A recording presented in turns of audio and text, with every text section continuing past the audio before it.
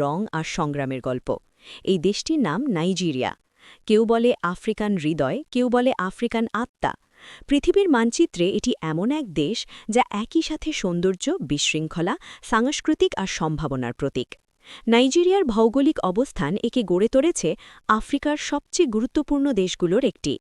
উত্তরে নাইজর, পূর্বে চাদ ও ক্যামেরুন, পশ্চিমে বেনিন আর দক্ষিণে বিশাল আটলান্টিক মহাসাগর। দেশের মোট আয়তন প্রায় ৯ লক্ষ বর্গ কিলোমিটারেরও একটু বেশি, যা বাংলাদেশ ও ভারতের পশ্চিমবঙ্গ রাজ্য মিলিয়ে যতটা হয় প্রায় ততটা বড়। এই বিশাল ভূখণ্ডে বসবাস করে প্রায় ২২ কোটি মানুষ। আফ্রিকার সবচেয়ে জনবহুল দেশ নাইজেরিয়া। দেশটির রাজধানী আবুজা, তবে সবচেয়ে বড় এবং ব্যস্ততম শহর লাগোস। লাগোসকে বলা হয় আফ্রিকার নিউ ইয়র্ক।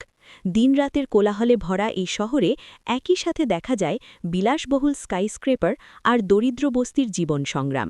এই বৈপরীত্যেই যেন নাইজেরিয়ার বর্তমান বাস্তবতা। একদিকে উজ্জ্বল আধুনিকতা, অন্য পাশে লুকিয়ে থাকা সংগ্রামী মানুষের কাহিনী। নাইজেরিয়ার ইতিহাস বহু পুরনো। শত শত বছর আগে এখানকার ভূমিতে গড়ে উঠেছিল শক্তিশালী সাম্রাজ্য, যেমন বেনিন ও হাউসা সাম্রাজ্য। এই অঞ্চল ছিল আফ্রিকান বাণিজ্য কেন্দ্র, আর পরবর্তীতে ব্রিটিশ উপনিবেশ শক্তি এসে শাসন করেছিল প্রায় ১০০ বছর। ১৯৬০ সালে নাইজেরিয়া স্বাধীনতা অর্জন করে এবং তারপর থেকেই শুরু হয় এক নতুন অধ্যায়।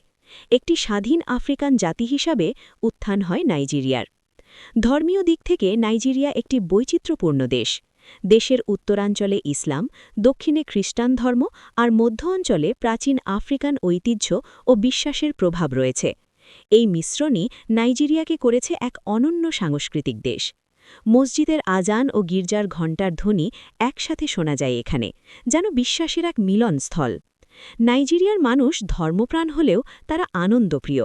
তাদের জীবন মানেই উৎসব, নাচ, গানের রঙ্গ। দেশের প্রতিটি অঞ্চলে নিজস্ব ঐতিহ্যবাহী পোশাক ও উৎসব আছে।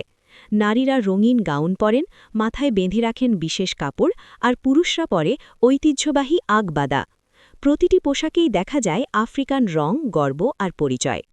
এদেশের অন্যতম গর্ব তাদের সঙ্গীত। আফ্রোবিট, ফুজি লাইফস্টাইল নাইজেরিয়া বিশ্বের অন্যতম সঙ্গীত শক্তি। এখানেই জন্ম নিয়েছে আন্তর্জাতিক খ্যাতিসম্পন্ন তারকা ফেলা কুটি, যিনি আফ্রোবিট সঙ্গীতের জনক।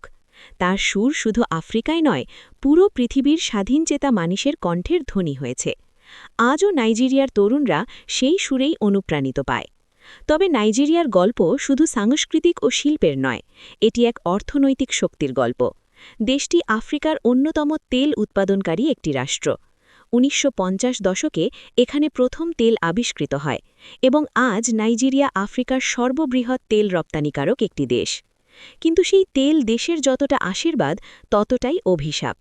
তেলের আয় গিয়ে পড়ে রাজনীতির পকেটে, অথচ সাধারণ মানুষ ভোগে দারিদ্র্য এবং কষ্টে।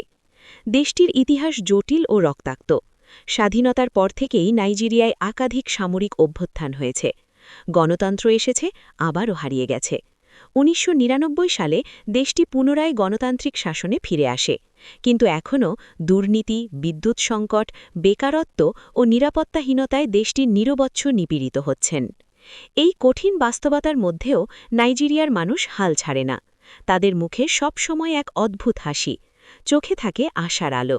এই জাতির শক্তি হল তাদের ধৈর্য এবং বিশ্বাস। তারা জানে যতটা বাধা আসুক তারা উঠে দাঁড়াতে পারবে, এটি তাদের আত্মবিশ্বাস। এখন আসি তাদের চলচ্চিত্র শিল্পে, যা আফ্রিকান গর্ব, বিশ্বের বিস্ময়। আপনি হয়তো বলিউডের নাম শুনেছেন, কিন্তু জানেন কি বিশ্বের তৃতীয় বৃহত্তম চলচ্চিত্র শিল্প হল নলিউড? এই নলিউড হচ্ছে নাইজেরিয়ার চলচ্চিত্র জগৎ, যা বিশ্বের চলচ্চিত্রের দিক থেকে ৩ নম্বরে আছে। বছরে গড়ে প্রায় ২০০০-এরও বেশি সিনেমা তৈরি করে এখানে। এগুলোর গল্পে থাকে বাস্তব জীবনের ঘটনা, সমাজের সমস্যা, প্রেম, রহস্য আর রাজনীতি। খুব অল্প বাজেটে নাইজেরিয়ার নির্মাতারা এমন সিনেমা বানান যা সারা আফ্রিকান দর্শকদের মন ছুঁয়ে যায়। নলিউড এখন নাইজেরিয়ার অর্থনীতির এক বিশাল শক্তি। লক্ষাধিক মানুষ এই ইন্ডাস্ট্রিতে কাজ করে। চলচ্চিত্র শুধু বিনোদন নয়, নাইজেরিয়ার সমাজে এটি একটি শিক্ষার মাধ্যম, প্রতিবাদের ভাষা এবং অন্যান্য কিছু। নাইজেরিয়ার ভূগোল এমন বৈচিত্র্যময় যে এক দেশে আপনি দেখতে পাবেন মরুভূমি, সবুজ বন, নদী, পাহাড় ও সমুদ্র। উত্তরে সাহারার ধুলোময় মরুভূমি, দক্ষিণে সবুজ ঘন জঙ্গল আর আটলান্টিক উপকূলের সৌন্দর্য। নাইজার নদী দেশটির প্রাণ। এই নদী থেকেই দেশের নাম নাইজেরিয়া। এই নদী শুধু জল নয়, এটি জীবন, কৃষি, বাণিজ্য ও সাংস্কৃতিক কেন্দ্রবিন্দু। নাইজেরিয়ার গ্রামের মানুষ এখনও এই নদীর তীরে দিন শুরু করে এবং দিন শেষ করে। নাইজেরিয়ার প্রাণবন্ত প্রাণীগুলো বিশ্বের অন্যতম সমৃদ্ধ। এখানে আছে সিংহ, হাতি, চিতা, গরিলা আর অসংখ্য পাখির প্রজাতি। দেশের ইয়াংকারি ন্যাশনাল পার্ক বা ক্রস রিভার রেইন ফরেস্ট প্রকৃতিপ্রেমীদের জন্য এক অদ্ভুত অভিজ্ঞতা। এদিকে নাইজেরিয়ার সৌন্দর্য, সম্ভাবনা আর সংস্কৃতির মাঝেও নাইজেরিয়া লড়ছে দারিদ্র্য, দুর্নীতি এবং সন্ত্রাসের বিরুদ্ধে। উত্তরাঞ্চলে বোকো হারাম নামে উগ্রপন্থী সংগঠন বহু বছর যাবৎ দেশটিকে অস্থিরতা তৈরি করে তুলেছে। এ ঘটনায় লাখো মানুষ ঘরছাড়া হয়েছে, ধ্বংস হয়েছে স্কুল, মসজিদ এবং গ্রাম। তবুও নাইজেরিয়ানরা হাল ছাড়ে না। তারা বিশ্বাস করে একদিন এই অন্ধকার কেটে যাবে। নাইজেরিয়ার বর্তমান অর্থনীতি আফ্রিকার অন্যতম দ্রুত সংবর্ধনশীল। প্রযুক্তি, টেলিকম, ফ্যাশন এবং বিনোদন খাতে নাইজেরিয়া গ্লোবাল মার্কেটে নিজেদের অবস্থান তৈরি করেছে। লাগোস এখন আফ্রিকান টেক হাব। তরুণ উদ্যোক্তারা তৈরি করছেন নতুন নতুন স্টার্টআপ, আর তাদের স্বপ্ন এবং একটি সমৃদ্ধ, শক্তিশালী নাইজেরিয়া। সবশেষ একটি গভীর সত্য: নাইজেরিয়া কেবল একটি দেশ নয়, এটি এক অনুভূতি। আফ্রিকান আত্মা যেন এখানে লুকিয়ে আছে। এখানে আছে হাসির আড়ালে কান্না, ব্যর্থতার মাঝেও আশা, দারিদ্রতার মধ্যেও শিল্প, আর অন্ধকারের মাঝেও আছে আলো।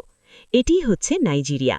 যদি কেউ জানতে চান আফ্রিকা আসলে কি, তাহলে তাকে নাইজেরিয়া দেখতে হবে, কারণ নাইজেরিয়াই সেই প্রতিচ্ছবে।